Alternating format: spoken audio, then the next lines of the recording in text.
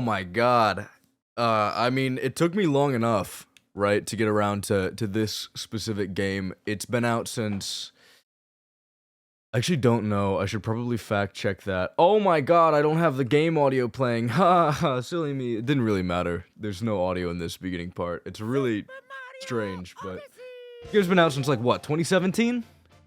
When did Mario Odyssey come out? I'm pretty sure it was 2017. Yeah, 2017. It was one of those games that kind of came out in the same period that Breath of the Wild did and made me very excited to own a Nintendo Switch. There's so much DLC that came out for this game that just does not matter, bro. Don't care about lava, don't care about any of that. Yeah, there's so much content that came out for the Switch in like that period of time. That made me really excited to own a Nintendo Switch. This game, I think, more so than Breath of the Wild, made me feel like I needed to own a Nintendo Switch, because the games that were coming out for it made me that excited. I had Breath of the Wild on the Wii U, so I realistically didn't need the Switch for a very long period of time. I never needed the Switch. What is this, like, what's that thing where it's like, well, you need water. You don't need a gaming console that your parents are always talking about? Is that just my parents? I guarantee you it's not. But, I mean, they're right, but at the same time, I need Mario. I need to play Mario Odyssey. But I had Breath of the Wild on the Wii U. I really didn't feel like I needed a Nintendo Switch for a very long time. Until this game came out. This game right here was kind of like the turning point where I was like, okay, I need it, just because it looked so fun, it looked so good. It was this return to 3D Mario that we hadn't had on the Wii U, and it's just been a long time coming, you know, very long time coming, and I don't know. As time has gone on, my feelings about this game have gotten a little bit more complex. From a very early period, I really loved this game, and then I talked to people who had a lot of issues with the inherent design of it. And I've slowly started to kind of lean in that direction, but I still think this game is very good. Let's get that out of the way right now. I'm not gonna have a super unique perspective about this game. You know, where a lot of people try to have that, like, I hate this game because it's popular, the hipster mentality. But like, that's not my vibe. I really do like this game. My perspective isn't that nuanced. I'm realistically just doing this, because I really wanted to play through it again. Like, this is one of those games that I haven't touched since release. Which sounds really weird, because I'm like, I love this game. And then I'm like, I also haven't touched it since the game came out. But I don't know. It's one of those things where I think it's designed really well. And it's a really cool experience. But for some reason, unlike every other 3D Mario game, I haven't really had the strong desire to like go back to it. I should probably read this, because we don't have like narrated cutscenes. You've landed in the Cap Kingdom. We've been under attack by the same monster that gave you such a trouncing. I love the way they talk about Bowser and stuff by just putting his picture up. Same in Galaxy, it was really cool. And then, to make matters worse, the Fiend has kidnapped my little sister. Oh no. Oh no, not Tiara. I care so much. I'd hope to give a chase to that monster in a ship of my own. Unfortunately, all our airships were wrecked in the attack. Aw, mamma mia. Although now that I think of it, I'm fairly certain there's a functioning ship in the next kingdom over. I could get us there if only I could reach the top of that hat tower, which is being guarded by the monster's henchmen. You know, it seems we're after the same thing. Perhaps we should team up. Let's see if we can find, if we can't help those two. Sounds good, bro. This is also really cute. I think mechanically, Cappy is honestly really awesome. Not your style? No, not really. How about this? Come on, baby. Suit me up. Suit me up. Where's my super suit? Come on, come on, come on. Oh, yeah. Oh, yeah. That's hot. There we go. Yeah, I think Cappy is a really cool idea, and I think the, for lack of a better term, schmovement, the absolute schmovement you get with Cappy is super cool and really fun. I also don't really mind the shaking mechanics that you get with this game. I know a lot of people are very anti-shake, which, you know, like, that's fine, that's valid, but, like, I really don't care that much, about, like, the anti-shake mentality. Shake Gate, what's it called? I don't know. You know, like, when the Wii came out, everybody was like, oh my gosh, the system has some really cool games, but there's too much shakeage going on. There's way too much shakeage. Yeah, I was never super on board with that, and I think part of it is probably because I did grow up with the Nintendo Wii. So, like, from a very young age, I was very accustomed to, you know, motion control. No matter how bad it was, I was very accustomed to it. But, like, even now, with the Switch and its weird, gimmicky, like, 3D rumble stuff, and it's... Dude, I'm so bad at that. I'm trying to do, like, the roll thing where you, like, immediately land and then roll, but I always end up doing the cap throw, which... I don't know. I don't know how speedrunners do that stuff. They... I don't know. They figure out so easily how to do all this cap throw stuff. I'm actually just wiggling my controller around, by the way. I think playing the game with Joy-Cons is honestly really fun, and that's how I played it throughout my entire initial playthrough, because I didn't have a Pro Controller. But now I'm kind of on that Pro Controller gang life, you know what I'm saying? Where it came out so wrong. Where I'm, I don't know, I always play games with Pro Controller now. I'm one of those guys, man.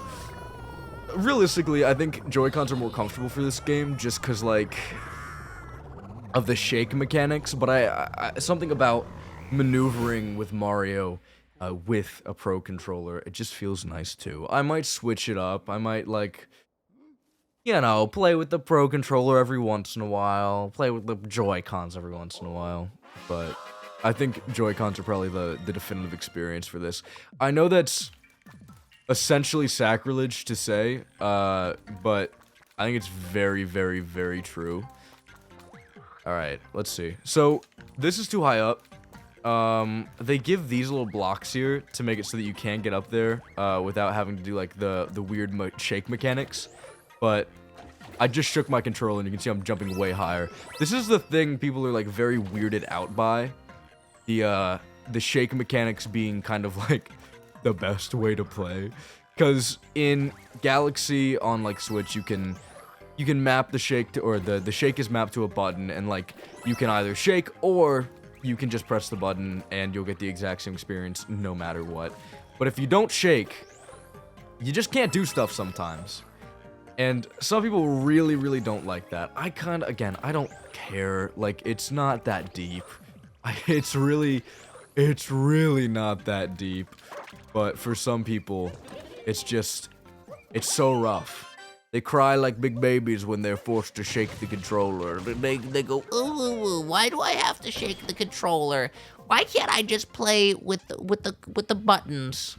Yeah, whatever.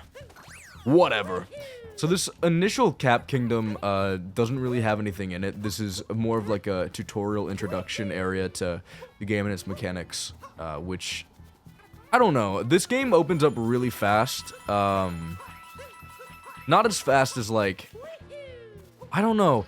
I guess not as fast as 64. We realistically have only been playing for like 10 minutes, but 64 kind of throws you into the meat of it very quickly. Sunshine is very similar. And Galaxy is probably the closest, actually, it's probably worse than this game in terms of, like, how long it takes to actually throw you into the thick of it, into the meat of it. Because you have that really long intro tutorial stage, whereas this is, like, this is easy money. Oh, also, these guys are, like, wedding planners for Peach. That's, like, their whole shtick. That's it. They're not super unique. A lot of people were, like, really happy to see, like, these new characters. And, like, that's really valid. Oh, I can actually just, I forgot I can just do that. That guy's mad easy, but, a lot of people were very excited to, like, see these new characters. I don't, like, really remember any of their character, like, their actual character. I just know that they plan weddings, and they're mad because Mario's getting in the way of it. Which, okay, let's talk about that. Low-key valid, right? Like, imagine you're sitting there at Starbucks, you're doing your barista job, you're making your, title drop by the way, you're making your barista money, cash, by making grown men, like, you know, I don't know, what's that, there's like some TikTok where it's like, making a grown man his 6 a.m. milkshake. It's like, bro, you paid for it, you're working there, like, what's wrong with you? Whatever. There's like this whole, you're making your coffee. I was trying to figure out what my whole bit was. You're making your coffee, you're doing your thing, and you know, someone walks in and they're like, dude, my girlfriend drinks at Starbucks too much. She's spending too much money here. Like, really, you need to stop. Can you stop making your stupid coffee? And you're just sitting there trying to do your job. That's what Mario is right now. Mario's the guy who comes in, he's like, my girlfriend's drinking too much coffee. It's like, Mario, teach your girl how to save.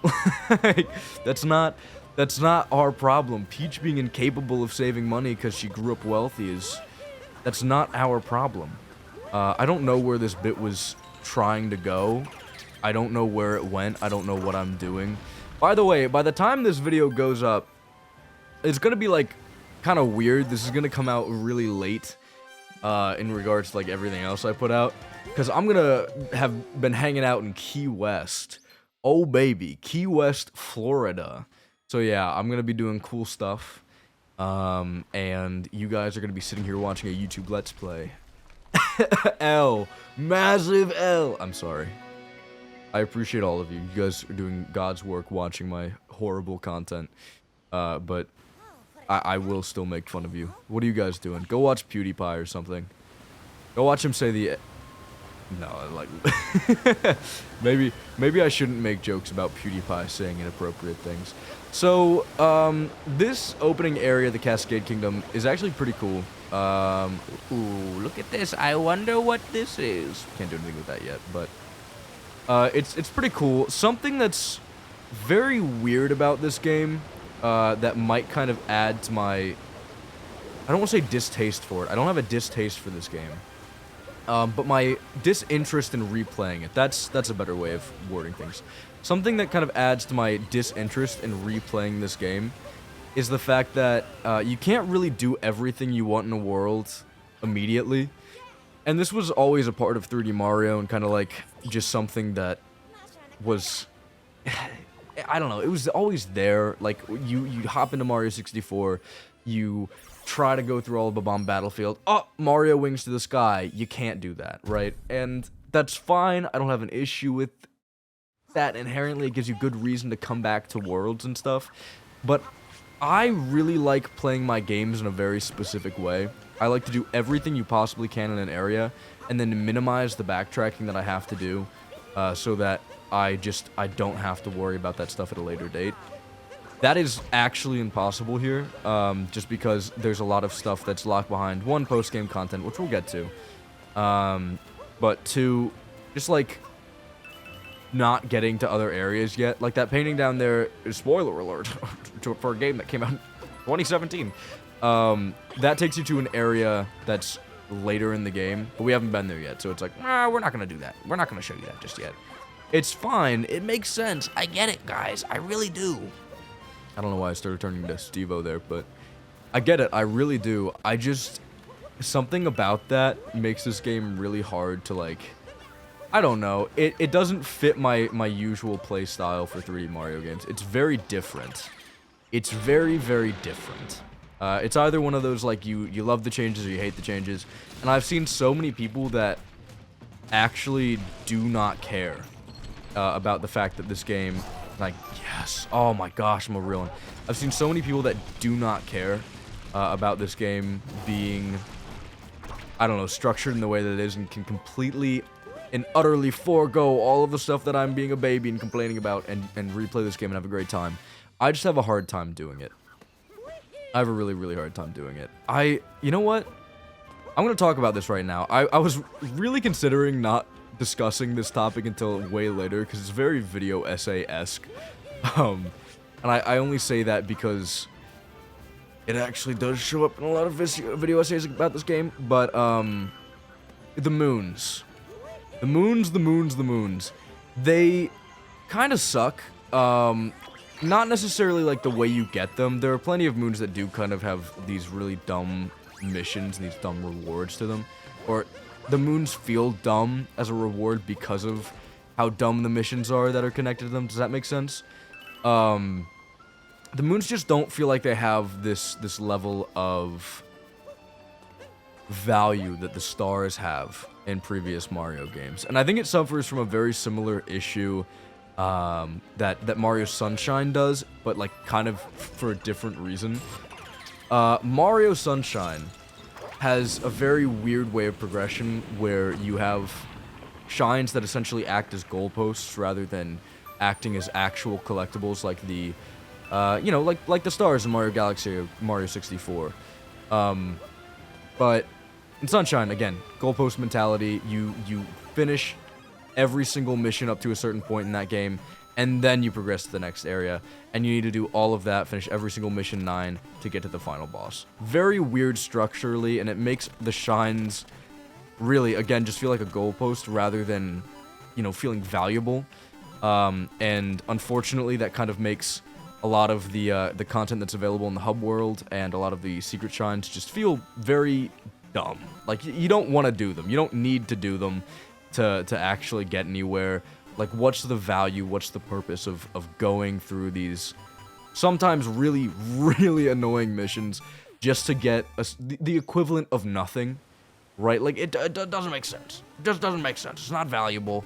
And while it's not the same for Mario Odyssey, where, like, moons do mean something and moons do equate progression, they just don't feel super valuable because there's so many of them. It's one of those things where it's like the Koroks in Breath of the Wild. Like, you did so much of it that now it just doesn't feel like... Now it doesn't feel like it's worth anything, you know? That's the issue. I am going to do this. Nah, that doesn't work. Okay. I remember what I did last time I played this game, but, like, I wanted to see if I could cheese it a little bit. I realized I could have just ignored that entire thing, but I wasn't, I wasn't sure if there was a moon in there. I didn't know. Check out this baddie. Good lord. What's this? You say you need to repair some silly old airship? Why, I could never part with any of my precious power moons. They do kind of look rad. It sounds to me like someone wants to be a snack for my adorable Chain Chompkins. She's really cool. I actually really like her. She's probably, like, not, like, the most... Okay, I forgot I couldn't stun you. My fault. Not, like, the most fun mini-boss, but the one with the most character, honestly. Wait, no. How do I do this? Oh, there we go. I'm dumb. I was like, wait, how do I get out of the thing again? But yeah, this is a really cool mini-boss. I actually really do like a lot of the bosses in this game. I think they're really cool. Conceptually, and I think their execution is generally really nice. Honestly, the only boss that really falls flat is the Bowser bosses, because they don't change, really. They kind of stay the same. But those are still fun either way. Like, I don't know. I struggle to say anything bad about the bosses in this game. In like... Especially in Sunshine, and like even in 64, actually, you know what? Especially in 64, bro. Those bosses are kind of doo-doo dog shit. They're just not very good bosses. They're like not my thing. Whereas these feel like they're more well thought out. They feel like you actually have to use your brain even a little bit. Does that make sense? I think these are really cool bosses because of that. That's my 2 cents. That's just the way I view it, That's just how I see it. But this is our first... Oh my gosh. Dude, this is our first triple moon. I don't actually know if they're called anything. Like in Mario Galaxy. I don't know if they have a name. The multi-moon is our first multi-moon out of so many. And now we can move on to new areas and do new things and be so cool. I don't know what's getting into me today, bro. I don't know what's wrong with me. You've done it now. We've got a multi-moon. Strongest 3 power moons combined should get the shit moving in no time. Awesome. Let's see if we can make it work. Throw your hat back on that globe. Yes, ma'am. There we go. I think realistically I can stay in this kingdom and continue to do stuff. I will come back to it. I just don't know what's opened up as of now. I think we have to travel to the next area to actually technically show that we've progressed. I missed some coins, bruh. I missed some purple coins. If you didn't know, the purple coins let you buy stuff in the shops. The Odyssey's restored. There's some shops in every single kingdom, and you can buy new outfits. I think that's one of the most fun parts about Odyssey, the customization of what you can do with Mario. And it's just fun. You can make the Odyssey look cool. We're fueled up enough to reach the Sand Kingdom. Let's go save them. Why don't you take the helm? Just select the Sand Kingdom, press A, and we'll be off. Psych! Okay, never mind. I can't do that. Next time on Mario Odyssey, I guess we'll hop into the Sand Kingdom since he's not letting me go back to where I actually want to go to. But yeah, this will be an interesting series. I don't know. I didn't really prepare for this like I did my other 3D Mario playthrough, so we're just going to kind of go and have a good time. I'll see you next time. Bye.